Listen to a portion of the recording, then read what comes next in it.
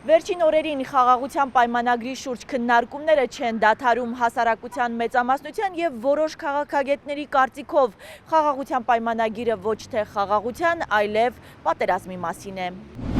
Մենք եթե չզիջենք Ադրբեջանին, կլինի պատերազմ, բայց ինչու մենք պետք է զիջենք, որովհետեւ մենք պարտվել ենք պատերազմում։ Խաղաղության պայմանագիրն ըստ քաղաքագետ Բենյամին Մաթևոսյանի Ադրբեջանի կողմից Հայաստանին ուղղված պահանջների եւ նախապայմանների փաթեթ է։ Սահմանադրությունը պետք է փոխեք, Մինսկի խմբից հրաժարվեք, այսպես կոչված ռազմական հանցագործներին վերադարձնեք կամ փոխանցեք իրենց,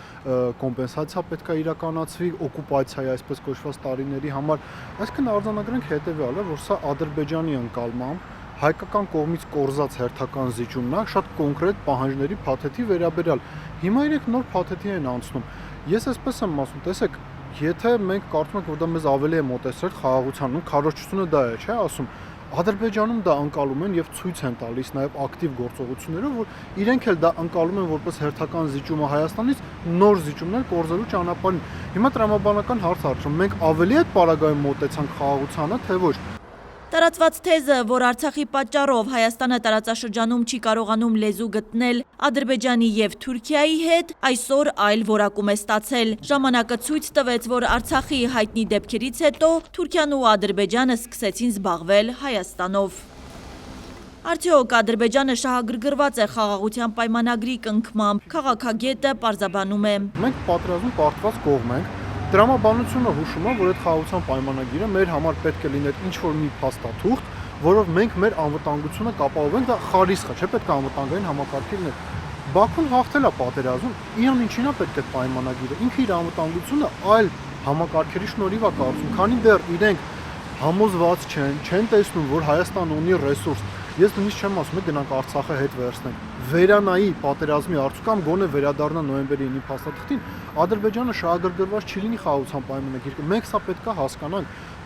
Զիջող կողմը, պարտված կողմը չի կարող պայմաններ թելադրել։ Իսկ որ դեպքում հարևան երկիրը կգնա այդ քայլին։ Մեր գործունեությունը պետք է ուղղված լիներ գոնե սրան, տեսեք, դու այնքան ռեսուրս հավաքեր, որ եթե նույնիսկ Ադրբեջանը քո դեմ նոր պատերազմ սանձազերծեր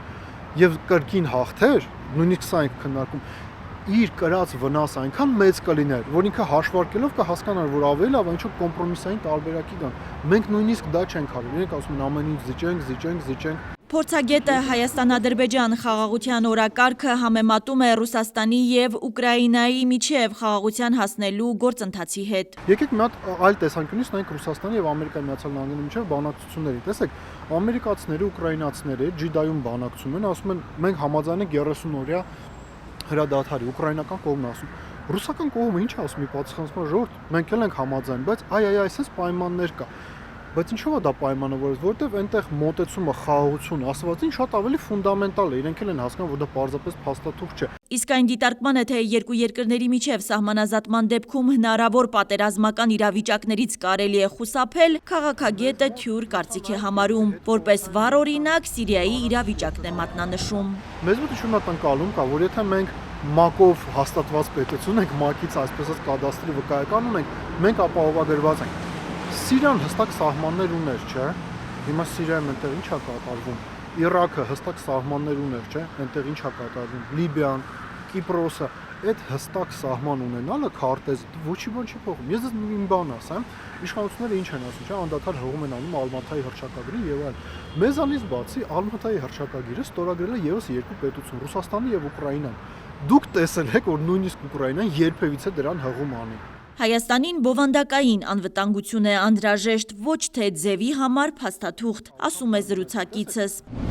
Խաղաղության պայմանագրի համաձայնեցման ֆոնին Ադրբեջանը Հայաստանի Հանրապետությանը վերջին օրերին անդադար մեղադրում է հրադադարի ռեժիմի խախտումների մեջ։ Մարտի 18-ին Հայաստանի Հանրապետության վարչապետի աշխատակազմը հայտարարություն է տարածել, որում մասնավորապես նշված է.